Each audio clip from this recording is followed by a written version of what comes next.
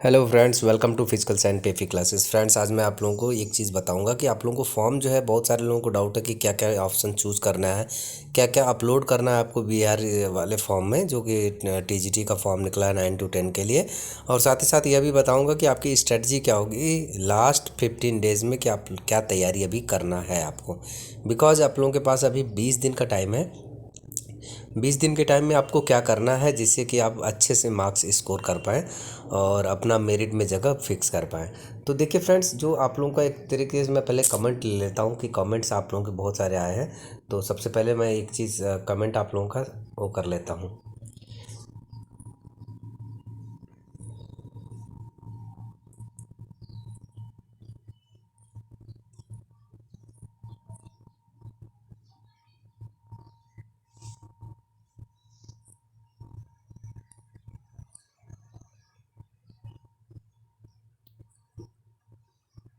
एक सेकेंड। तो जो आप लोगों का डाउट है, मेन चीज़ मैं एक चीज़ बता दूं, आप लोगों का जो डाउट है, सबसे ज़्यादा जो डाउट है कि आप लोगों का जो सर्टिफिकेट है वो कौन सा लगाना है। तो देखिए, मैं एक चीज़ बता दूं कि जो नोटिफिकेशन में निकला हुआ था कि एनसीसी भी दे सकता है, जिसके पास सी सर्टिफिकेट है, या फिर इंटर कॉलेजिएट जो पार्टिसिपेंट हैं वो भी अप्लाई कर सकते हैं यदि एस्टेट पास है। सबसे पहली जो एलिजिबिलिटी है वो एस्टेट पास होना चाहिए। जो पर्टिकुलर सब्जेक्ट में जिसमें भी आप एग्ज़ाम दे रहे हो, जैसे लाइक फिजिकल एजुकेशन में, तो आपका एस्टेट जो है पास होना चाहिए। और साथ ही साथ इसके साथ साथ जो भी एलिजिबिलिटी क्राइटेरिया था, यानी कि एनसीसी है, या फिर आपके पास स्पोर्ट्स पार्टिसिपेशन सर्टिफिकेट है, जैसे कि एथलेटिक्स में है, या फिर इंटर यूनिवर्सिटी पार्टिसिपेशन है, स्टेट है, या फिर नेशनल है, उसका एलिजिबिलिटी क्राइटेरिया जो है आपको यहाँ पे फुलफ़िल करना था। बट फॉर्म में यहाँ बहुत सारे लोग हैं जिनको फॉर्म में दिक्कतें आ रही हैं, क्योंकि उसमें बीपीएड सर्टिफिकेट का नंबर मांग रहा है और उसका डिग्री मांग रहा है अपलोड करने के लिए। तो मैं एक चीज़ बता दूं आपको, आपको घबराने की चीज़ कोई ज़रूरत नहीं है। बिकॉज जो बीपीएड का है जहाँ पर ऑप्शन, आपको क्या करना है, आपने जो भी एलिजिबिलिटी जो डाला था एस्टेट में, वही सेम एलिजिबिलिटी यहाँ पर इंसर्ट करना है और वो सेम डॉक्यूमेंट जो है यहाँ पर अपलोड करना है। होपफुली आप लोगों को समझ में आ गया होगा। दूसरा डाउट ये है कि क्या क्या ऑप्शन चूज़ करना है। देखिए, मैं एक चीज़ बता दूं आपको, यहाँ पर क्लियरली लिखा है, आपका सब्जेक्ट मेंशन है। जब आप देखेंगे बिहार स्टेट पेपर 1 में आप लोगों का किस में क्वालिफिकेशन है, तो यहाँ पर आपका सब्जेक्ट जो है क्लियरली मेंशन है। ठीक है, तो आपको इसमें जो है टिक करना है। और साथ ही साथ 11th 12th के लिए तो आप एलिजिबल हैं नहीं, तो इसलिए इसको ब्लैंक कर देना है, छोड़ देना है इस चीज़ को यहाँ पर। और नेक्स्ट चलते हैं, इसका देखते हैं क्या करना है। देखिए, यहाँ पर जो है आपको जो बिहार एस्टेट पेपर 1, सबसे पहले मैंने ही अपने चैनल पे बताया था कि आपका जो इशू डेट होगा वो 3 अक्टूबर होगा। और सर्टिफिकेट नंबर जो होगा, सर्टिफिकेट नंबर जो आपका जो परमानेंट नंबर जो है उस पर लिखा हुआ था एस्टेट सर्टिफिकेट पे, वही आपका जो होगा नंबर होगा। उसके बाद एक नोटिफिकेशन आ ही गया था, क्लैरिफिकेशन हो ही गया था।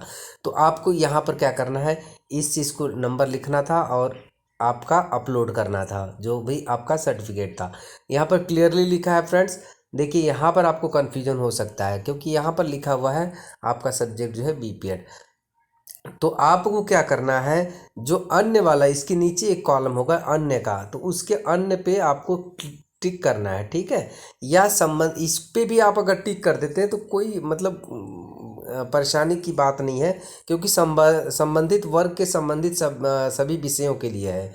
ठीक है, तो आप संबंधित जो वर्ग है 9 10 के लिए, आपके जो संबंधित विषय जो है, संबंधित विषय क्या है, जैसे कि आपका एलिजिबिलिटी क्राइटेरिया जो मांगा था, उसमें योगा मांगा था, एनसीसी सर्टिफिकेट मांगा था, या फिर फिजिकल एजुकेशन में डिग्री मांगा था, या फिर आपका जो पार्टिसिपेशन लेवल ऑफ पार्टिसिपेशन मांगा था, वो सब सारी चीज़ें इसी में जो है खप खप आ जाएंगी। तो इसके लिए ज़्यादा टेंशन नहीं लेना है, क्योंकि अगर आपको इनएलिजिबल करेंगे, यदि आपको हटाते हैं, आपको डिसक्वालीफाई करते हैं, तो एक तरीके से कोर्ट केस का विषय बन जाएगा। तो ऐसा आयोग जो है बिल्कुल नहीं करेगा, आप बिल्कुल निश्चिंत रहिए। आपको जो फॉर्म में ज़्यादा दिक्कत नहीं आएगी। हालांकि ये फॉर्म ही थोड़ा सा टेढ़ा है बहुत ज़्यादा, कि इसमें जो है आदमी को समझ में भी नहीं आ रहा है एक बार में कि नहीं क्या ऑप्शन चूज़ करना है, क्या है कुछ नहीं। इनका इंग्लिश में भी कुछ नहीं दिया हुआ है क्लैरिफिकेशन की क्या है। ठीक है, तो इससे थोड़ी दिक्कतें आ रही हैं। ठीक है, तो इसके लिए अगर आपको गलत हो गया तो कोई दिक्कत नहीं है, डरने की बात नहीं है। तो यहाँ पर ये हो गया। फिर उसके बाद क्या करना है, आपको ग्रेजुएशन का मार्क्स यहाँ पर डालना है और आपको सर्टिफिकेट अपलोड करना है, और साथ ही साथ जो आपका बीपीएड है, डिग्री है, उसके या इसके समतुल्य, देखिए यहाँ पर लिखा है इसके समतुल्य है, समतुल्य या तो बीपी होगा या फिर बीपीएड होगा, इस तरीके से होगा, ठीक है। तो इसमें भी आप जो है यहाँ पर डाल सकते हैं। इसके बाद जो है योर पोस्ट प्रायोरिटी में आपको क्लास 9 10 जो है फर्स्ट प्रायोरिटी पे देना है। और साथ ही साथ बहुत सारे लोगों का डाउट है कि योर डिस्ट्रिक्ट प्रायोरिटी अभी से क्यों मांग रहा है। तो देखिए फ्रेंड्स, ये डिस्ट्रिक्ट प्रायोरिटी अभी इसलिए ले रहा है क्योंकि जब आपका रिजल्ट आएगा तो पर्टिकुलर डिस्ट्रिक्ट में आपका जो है चयन जो है यहाँ पर होने की चांसेस प्रोबेबिलिटी बनती है according to your performance in your written exam. तो इन्होंने सिवान डाला है, पटना डाला है, गया डाला है। तो सबसे पहले चीज़ एक चीज़ मैं ये भी बता दूं कि जो भी आपका डिस्ट्रिक्ट है, बिहार के हैं आप, जो भी आपका डिस्ट्रिक्ट है, नियर बाय डिस्ट्रिक्ट है, सबसे पहले उन्हीं लोगों को उसी डिस्ट्रिक्ट को प्रेफरेंस दीजिए। और साथ ही साथ जो अदर स्टेट है, अदर स्टेट वाले जो हैं उनकी देखिए कनेक्टिविटी, ट्रेन की कनेक्टिविटी देखिए उनके घर से, और साथ ही साथ बस की कनेक्टिविटी देखिए जहाँ पे अच्छा रहे। नहीं तो सबसे सिंपल मैं कहूँगा, चाहे जिस स्टेट के हो आप, सबसे पहला जो ऑप्शन दीजिए पटना दीजिए, फिर गया दीजिए, फिर उसके बाद जो है बक्सर दे दीजिए, क्योंकि उनमें सीटें भी अच्छी हैं और कनेक्टिविटी भी अच्छी है, सब कुछ अच्छा है, ठीक है। तो ये प्रायोरिटी आपको देना है। तो उसके बाद फिर आपका जो है आइडेंटिफिकेशन मार्क आ जाता है। बस इसके बाद जो है फॉर्म जो है सबमिट हो जाता है, और आपको साथ ही साथ ये सब सारा घोषणा कर देना होता है, डिक्लेयर कर देना होता है, और आपको रजिस्टर्ड कर देना होता है। देखिए फ्रेंड्स, वीडियो बनाने थोड़ा सा लेट में इसलिए हो गया क्योंकि मैं खुद अभी अप्लाई नहीं कर पाया हूँ इस फॉर्म को, और जब तक अप्लाई नहीं करोगे, जब तक प्रैक्टिकल कोई चीज़ करते नहीं हो, तब तक बताने में भी फ़ायदा नहीं होता है। वही सेम चीज़ मैं दूसरे लोगों को भी कहना चाहता हूँ, यदि आप एग्ज़ाम दे रहे हो तो आप जो है बढ़िया से मेहनत करके दीजिए, सो दैट जो है आप जो है अच्छे मार्क्स स्कोर कर पाएँ। अब चलते हैं स्ट्रैटेजी के ऊपर। देखिए फ्रेंड्स, स्ट्रैटेजी क्या रखोगे, आपकी जो 20 दिन की स्ट्रैटेजी है। सबसे पहले तो अभी मैं एक चीज़ बता दूं कि आपका जो है आयोग ने कोई भी सिलेबस जो है वो नहीं किया है, एडवर्टाइज नहीं दिया है कि नहीं आपको इस पर्टिकुलर सिलेबस में आना चाहिए। तो अभी तक जो अनुमान लगाया जा रहा है, जो येस्टेट का जो सिलेबस था आपके सब्जेक्ट का, वही सेम सिलेबस यहाँ पर रहने वाला। मैं पहले दिन से ही डे 1 से मैं चिल्ला रहा हूँ कि आपका जो सिलेबस होगा अकॉर्डिंग टू जो है एनसीईआरटी का जो सिलेबस है वही होने वाला है, बाकी कहीं से नहीं जाएगा। बिकॉज उसके पीछे एक तर्क ये भी है, क्योंकि देखिए बहुत सारे इसमें जो एलिजिबिलिटी क्राइटेरिया जो दिया हुआ है उसमें अदर सब्जेक्ट्स का भी है। यानी यदि उन्होंने बीएससी किया है या फिर बीए किया है या फिर बीकॉम किया है, बीएससी एजी किया है, और उनके उसके साथ साथ यदि उन्होंने एनसीसी किया है, then also they are eligible to apply this fill up this form. तो इसलिए क्या है कि उनको भी देखना है कि उनका भी रिटेन जो है लेवल जो है कितना रखना चाहिए। तो मिनिमम जो है 12th लेवल तक का जो एनसीईआरटी है, इससे ऊपर आपको कोई भी क्वेश्चन जो है देखने को नहीं मिलेगा। और बात कर ले क्राइटेरिया, एग्जामिनेशन क्राइटेरिया की, तो देखिए 80+40 का एग्ज़ाम होगा आपका। 80 जो होगा आपके पर्टिकुलर सब्जेक्ट्स का एग्जामिनेशन होगा, और 40 जो होगा डिवाइडेड बाई 10 मार्क्स होगा। जीके होगा आपका, जीके में ही साइंस होगा, करंट अफेयर्स होगा, बिहार जीके होगा, इस तरीके से होंगे। मैथमेटिक्स होगा, रीजनिंग होगा, ये सब सारे जो है 40 मार्क्स के आएंगे। तो जो आपकी मेरिट बनेगी इन्हीं 120 में से ही बनेगा।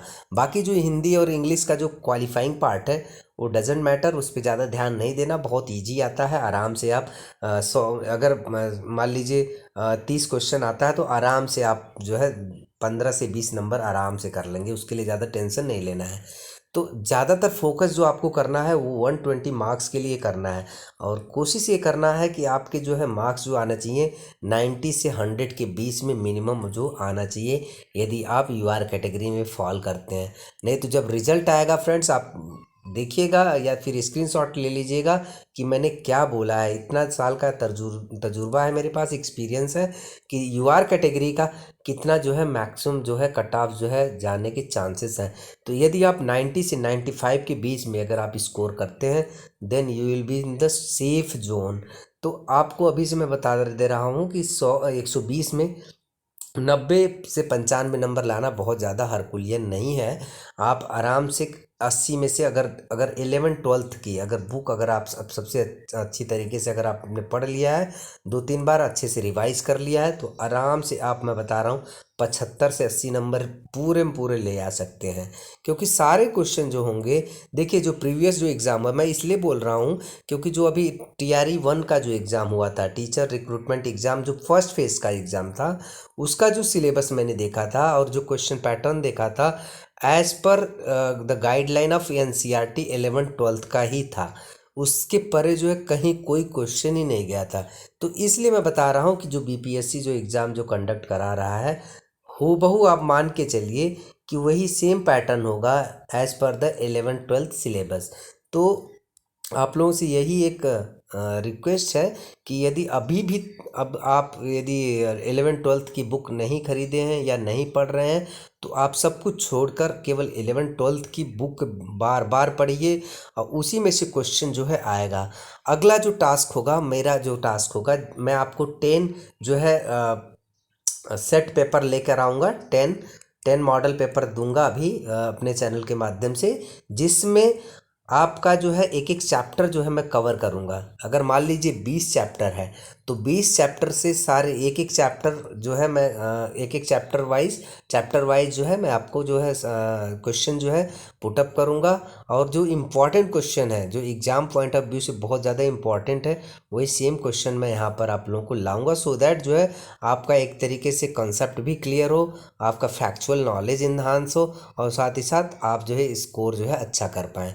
तो मैं बता दे रहा हूँ कि यह जो है 11-12 NCERT समझ लीजिए आप लोगों के लिए पेंसिया है। मैं डे 1 से कह रहा हूँ, जब एस्टेट का एग्ज़ाम नहीं हुआ था तब भी मैं चिल्ला चिल्ला कर बोला था, और जो भी फॉलो किया है वो आराम से 95 से 110 के बीच में स्कोर कर लिया है। मैंने बहुत सारी मार्कशीट का भी वीडियो बनाया था, देख रहे होंगे आप, कि कोई फ्रेंड है जो 108 नंबर पाया है, कोई 106 पाया है, कोई 105 पाया है, 104 पाया है, कोई 99 पाया है। इस तरीके से मैक्सिमम लोग जो है जो भी फॉलो किए वो अच्छे नंबर स्कोर कर पाए हैं। तो यही जो होगा आपका पैटर्न जो है BPSC द्वारा जो एग्ज़ाम होने वाला है 7 से लेकर 9 तक, इसमें ही आपका जो है एग्ज़ाम जो है 11-12 पर ही होगा। अभी मैं बता दे रहा हूँ कि जो आप लोगों का जो मैं वीडियो जो है लेट बना रहा हूँ आप लोगों के लिए, देखिए मेरे भी बहुत सारे एग्ज़ाम है, मेरी भी रिस्पॉन्सिबिलिटी है और रिसर्च भी चल रहा है, तो इसलिए क्या है कि मैं थोड़ा सा बिजी ज़्यादा हो गया हूँ, मैं इधर थोड़ा ध्यान जो है कम दे पा रहा हूँ। बट अभी जो है लास्ट 15 डेज़ में मैं आप लोगों को बहुत सारे ऐसे क्वेश्चन कराऊंगा जो कि आपके एग्ज़ाम पॉइंट ऑफ व्यू से बहुत ज़्यादा बेनिफिटेड होगा। तो चैनल पर बने रहिएगा, होप मत हारिए। जो भी मुझे टाइम मिलता है मैं आप लोगों को अपना पूरा प्रयास करूंगा कि आप लोगों को गाइड कर सकूं। So thanks for watching friends, have a nice day.